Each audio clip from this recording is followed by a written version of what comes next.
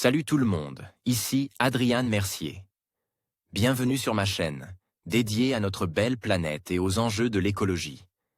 Si vous voulez en apprendre plus sur comment protéger notre environnement et adopter des gestes éco-responsables, pensez à vous abonner pour rester informé.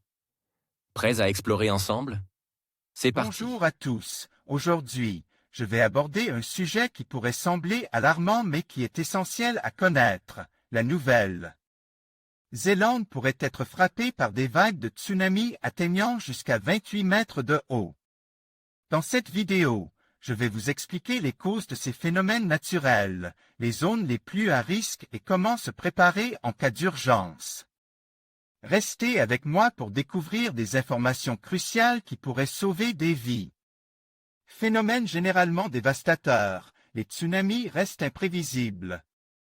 Connaître le risque auquel est soumise une région est néanmoins crucial pour établir les scénarios permettant de préserver les populations. Une nouvelle étude révélait ainsi que la Nouvelle-Zélande pourrait potentiellement être frappée par des vagues allant jusqu'à 28 mètres de haut. Cyclones, séismes, glissements de terrain. Les phénomènes naturels présentant une menace pour l'homme sont nombreux. Si certaines solutions existent pour s'en protéger, il en est un contre lequel il est très difficile de lutter, le tsunami. Nouvelle-Zélande, un risque élevé de tsunami. L'histoire récente nous révélait en effet à quel point ce déferlement de l'océan sur les régions côtières peut être dévastateur. Sumatra, 2004, et Fukushima, 2011, en sont les témoins les plus récents. Si tous les océans du globe sont concernés par le risque de tsunami, certaines régions sont néanmoins plus exposées que d'autres. C'est le cas des pays bordant des zones de subduction.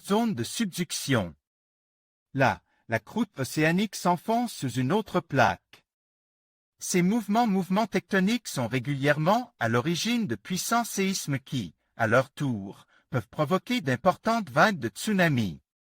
La Nouvelle-Zélande est ainsi particulièrement concernée.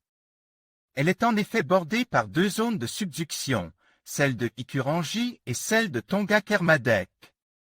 Si le risque de tsunami est donc bien réel, il reste toutefois difficile à évaluer en raison du manque de données.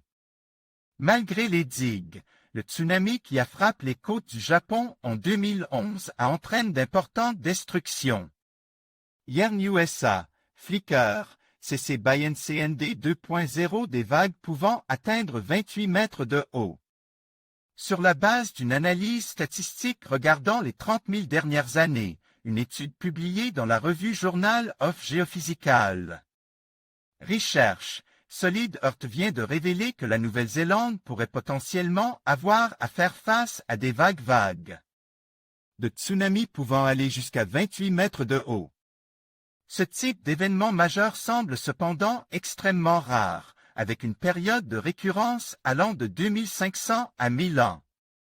Le risque est principalement associé à des petits tsunamis avec des vagues d'environ 1 mètre, 73%. Mais l'étude révélait que le pays pourrait subir un tsunami avec des vagues de 5 mètres minimum tous les 77 ans et de 15 mètres minimum tous les 580 ans. Pour rappel, les vagues qui ont frappé la centrale de Fukushima faisaient 15 mètres de haut. La première déferlante du tsunami de Sumatra a atteint par endroits une hauteur de 35 mètres.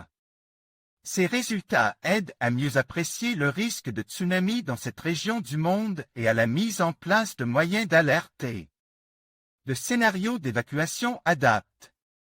En conclusion, la menace de vagues de tsunami atteignant jusqu'à 28 mètres de haut en Nouvelle-Zélande souligne l'importance de la préparation et de la sensibilisation face à ce phénomène naturel. Il est crucial que les communautés côtières soient informées des risques et disposent de plans d'évacuation efficaces. En restant vigilants et en investissant dans des infrastructures adaptées, nous pouvons mieux protéger nos vies et nos biens. Restons attentifs et préparés, car la sécurité de nos côtes en dépend. Merci de votre attention.